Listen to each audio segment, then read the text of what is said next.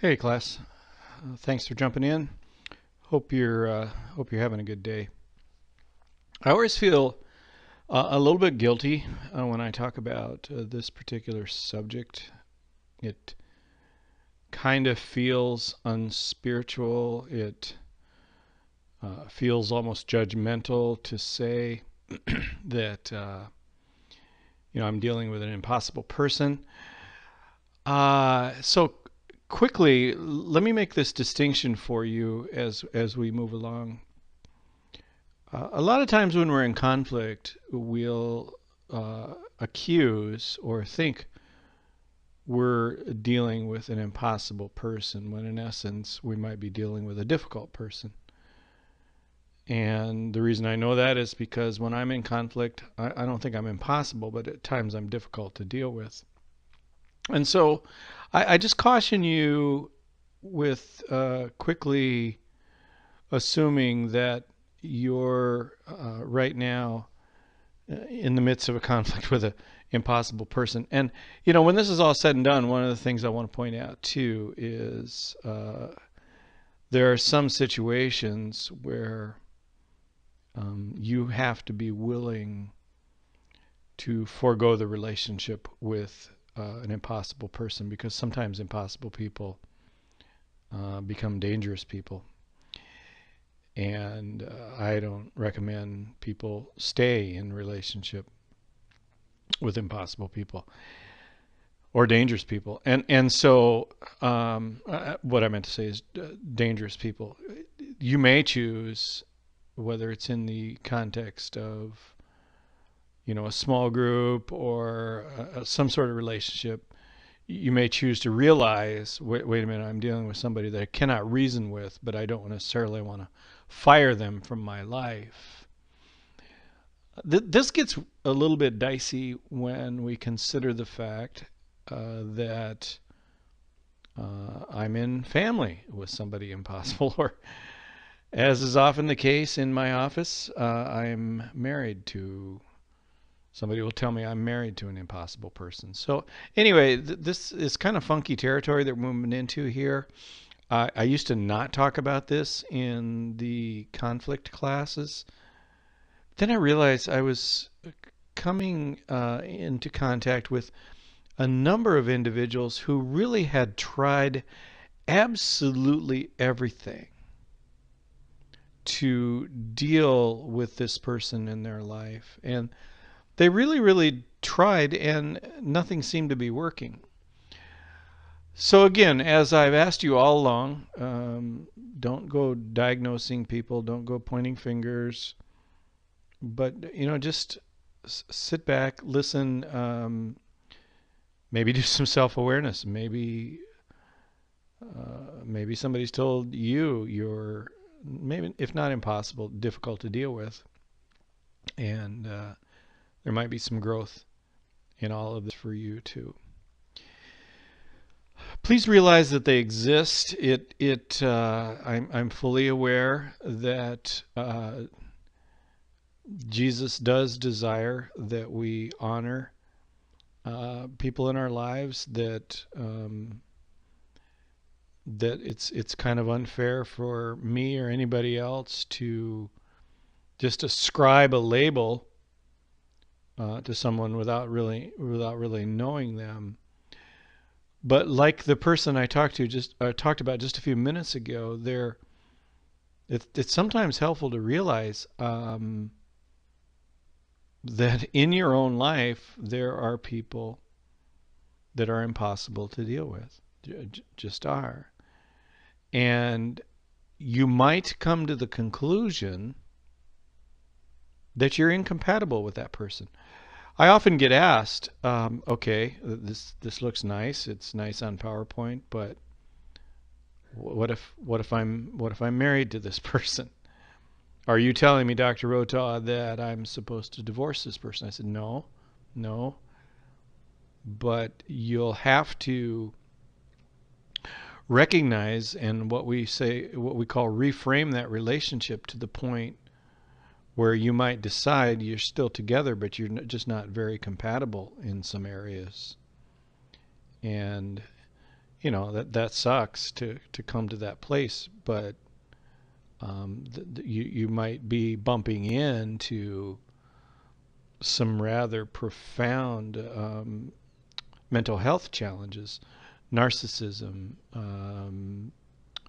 those kinds of things that really get in the way of having a compatible relationship with somebody, being compatible with someone else. So anyway, realize that they exist and recognize the incompatibility factor. Um, Please, and you'll need to employ some of the skills that we talked about when we talked about anger management, but um, we've talked a couple of times in class so far about discernment. And let me just refresh your memory. Discernment is that ability to, at least in the scriptures, it means to separate. Literally means to separate. In the Bible, the word discernment is the same word that's used for fishermen when they would fillet a fish. Now I got that McDonald's commercial going through my mind, but no, it's the same word. It's the word that was used for the fishermen when they were done cutting the bones, filleting the bones out of the fish, would actually feel it and make sure there weren't bones existing. So it's a beautiful word. It's that ability to step back and to separate good from not so good, truth from error, better from best. And in this case, if you're in relationship with someone and it just feels like that relationship gets stuck all the time, it does make a lot of sense for you just to kind of discern what is them and what is you. Because our default, particularly if you're a real high people pleaser, your default is to say, whoa, there must be something going on with me. Or, maybe I need to get my act together. Well, maybe you do. But again, you can really clean up your act. You can do most things right. But if you're in a relationship with an impossible person, that stuff isn't going to get any traction in their lives.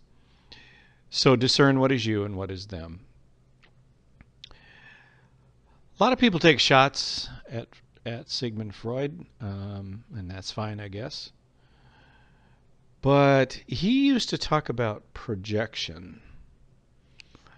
And that is people who are maybe dissatisfied with their own lives or angry or whatever it might be, dumping it all on you. If you want, you can Google projection and you find all kinds of weird stuff. But it's just that ability for people who don't or aren't able to manage their own lives well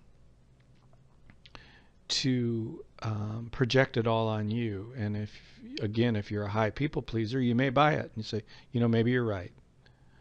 So be aware of the projection the projection piece. And also, I learned this next bullet point from a book called Antagonists in the Church by Kenneth Haupt, Haught,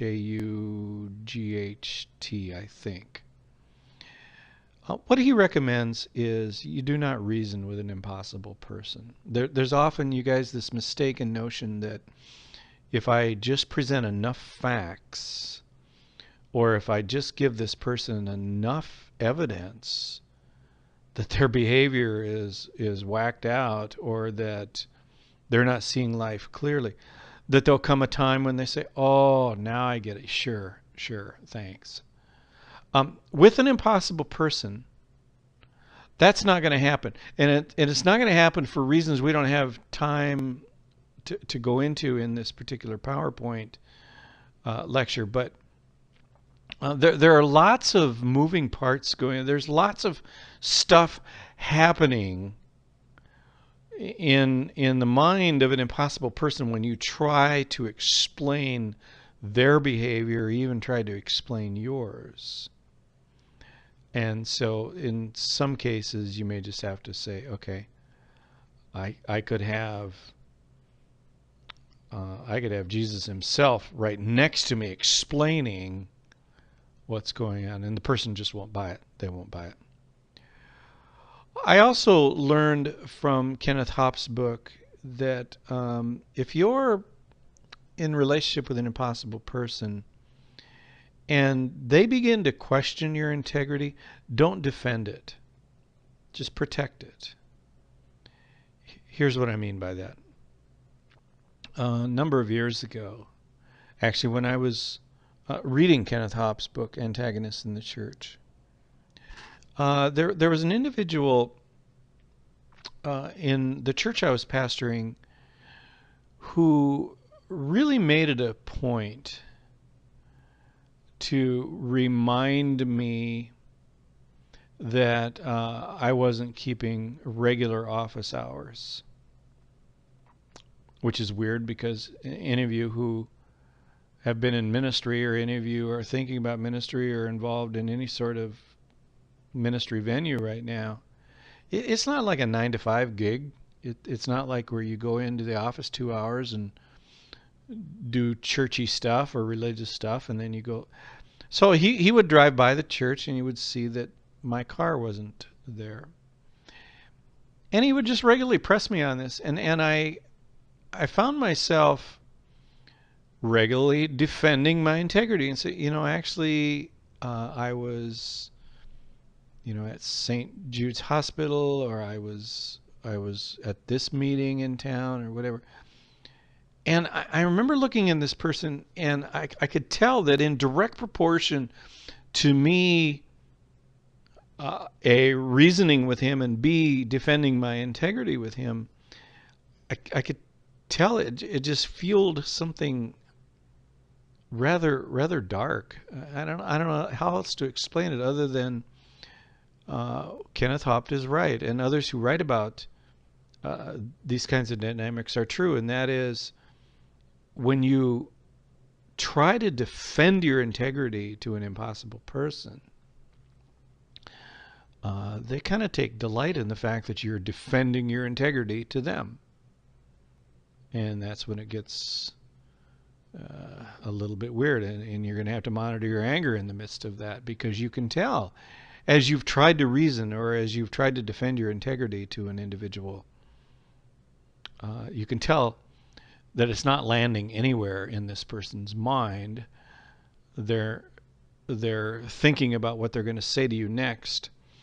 It's not getting traction at all in their thinking processes, and you find out that you're just getting angrier and angrier. Well, it makes a lot of sense. Well, it makes a lot of sense in all venues of life, but just to monitor your anger.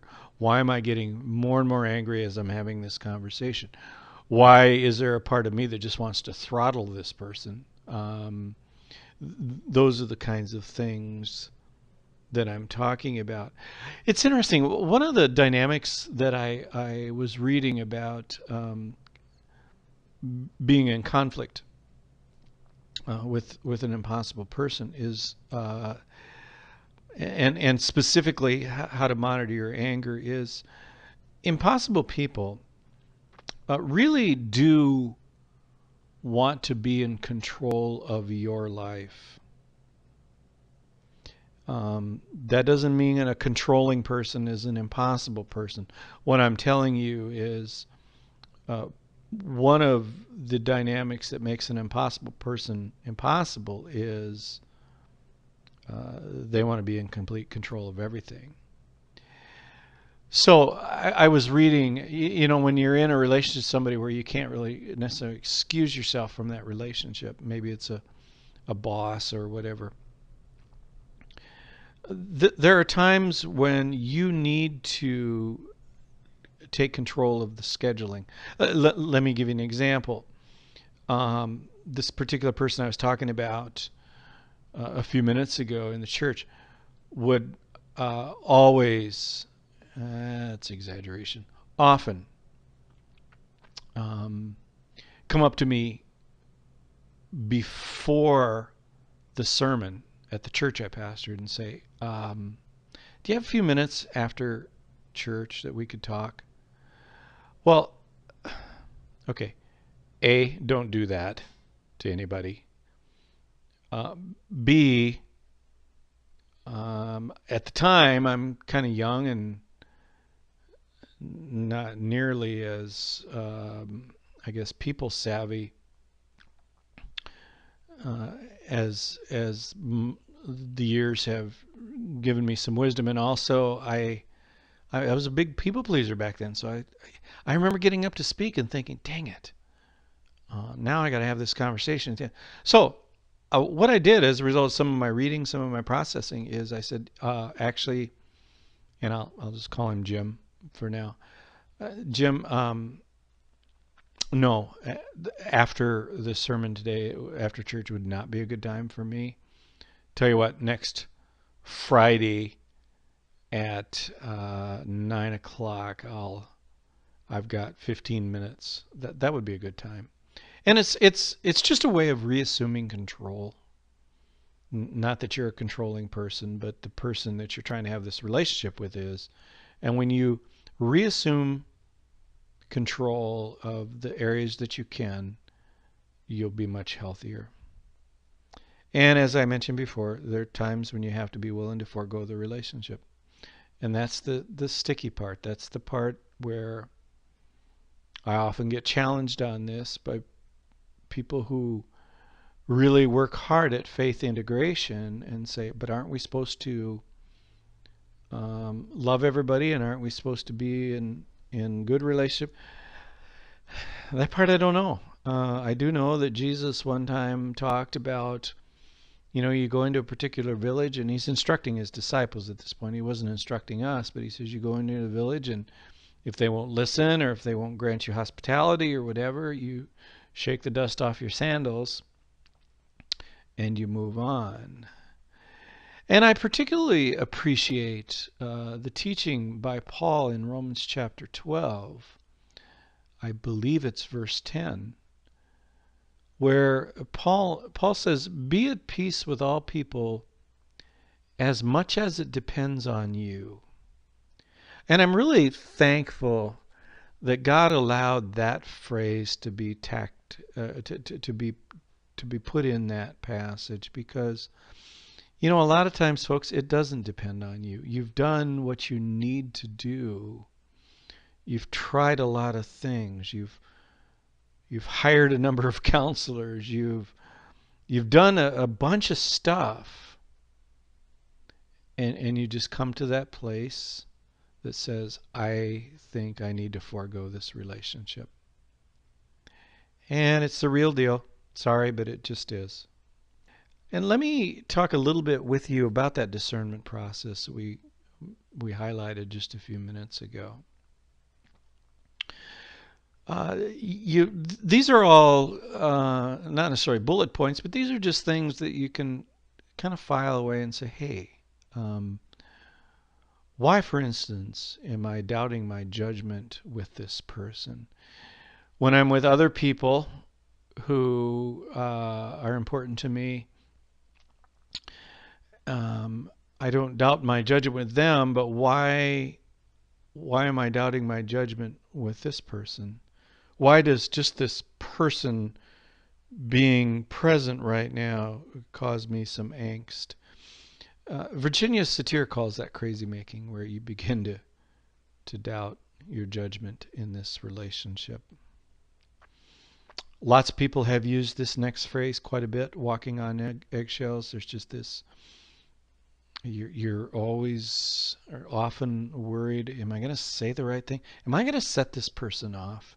Am I going to create more drama? Will this person interpret what I'm about to say correctly? And let's assume that he doesn't. Let's assume she doesn't. Am I going to be okay with that? It's just this walking on eggshells. And I got to tell you, having been in relationship with someone where you just kind of wonder, ooh, it's not pleasant. And in the case that I'm thinking of, I really did have to forego that relationship because I was just really, really tired of mixed metaphors here, but kind of walking this tightrope of, boy, if I say this, if I step over here in this area, that'll get weird. If I mention this, that'll get. So, walking on eggshells. If you're in a relationship right now with someone and you're just regularly wondering, am I the crazy one here, or if I'm regularly wondering, can I say this? Why might I feel like I'm walking on eggshells? Then you might be in a relationship with an impossible person. This third bullet point, folks, is probably the one that I've gotten more mileage out of. Not only in a therapeutic office, but when I've worked in a number of different situations. I mean, you've heard me talk about this before. Part of any mutually respectful relationship is humility. Again, not humiliation, but it's humility, just that ability to take ownership of parts of that relationship that aren't working, parts that are theirs.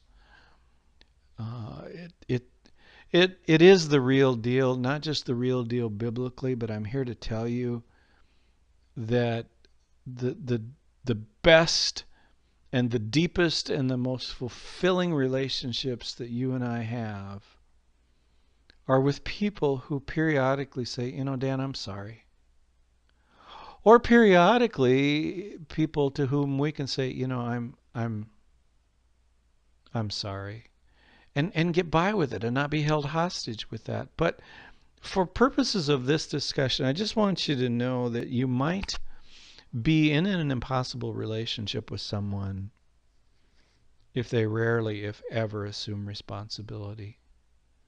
It's always somebody else's fault, usually you, or the government, or the president, or who knows, the pastor. It's rarely, if ever, assuming responsibility. When I was a younger person, a pastor, I didn't know it at the time, but one of my leaders was an impossible person, and um, the only reason I'm hesitating is it does really sound bad to label, but again, my research tells me that there are individuals that it's impossible to have a relationship with. But I remember this individual who just would come up to me at the end of a sermon and just say, "Gosh, that was the how do you do that, Dr. Rotel? What you must, man, you're bright." And I haven't heard somebody speak like you haven't, and I've never even heard that angle on that passage. And I tell you what, Dr. Rotel, you are the best show in town. And and again, as a younger person, I'd say, yeah, bring it on. Thank you. But I didn't realize that some of that over complimenting is flattery, and it's a way to build alliance. It's a way to get you on their team um, for whatever reason. This next bullet point moves into some sacred territory. It's all sacred, but there there are times when impossible people walk all over your personal boundaries. Um, I'd like to say they don't know they're doing it, and maybe they don't, but they really don't care because life is all about them. So, for instance, if you're in a relationship and you've specifically asked that this person not do that because it leaves you feeling uncomfortable, or and they just pell mell through it anyway, and they just go ahead and do what you've asked them not to do, um, it's an indicator that you might be in relationship with a narcissistic person, a person who, even if they did know that a boundary is being violated, wouldn't really care anyway, because again, life is all about them, all about their needs, whatever. And as I often tell tell folks who are like dating or often involved in that startup relationship, and there's just so much drama. I tell them, I don't think God designed relationships to be that way. The front end of a relationship specifically is not designed to be this non-stop drama. It doesn't mean that it's supposed to be easy all the time, but if you find yourself in relationship with somebody and you're always wondering, did I say the right thing? Did I do the right thing? If you're walking on eggshells and the drama never stops, first of all, look at your own heart and say, am I creating some of the drama? And that's a fair question. But if you can walk away from that situation and discern that, I can be dramatic at times, but I don't think I'm creating this situation where it just won't stop, then you might realize that you're in relationship with an impossible person. That's my best shot, you guys. I've done quite a bit of research on, the mental health issues surrounding, in our field, we don't necessarily call them impossible people. But trust me, I've come alongside a number of individuals down through the years who have thrown up their hands and just said, I don't know what to do. I've tried everything. And I began to do a good share of research on how to help individuals who really have exhausted all of their resources and quite frankly are tired and about to have a meltdown because is there something I'm missing? Is there something I need to be doing? Is there something I shouldn't be doing? And I, from time to time, will say, I don't think this is about you. Because you're doing a good job right now of detailing for me the areas of ownership, the areas of your own life that you are working on. So I don't think this is about you.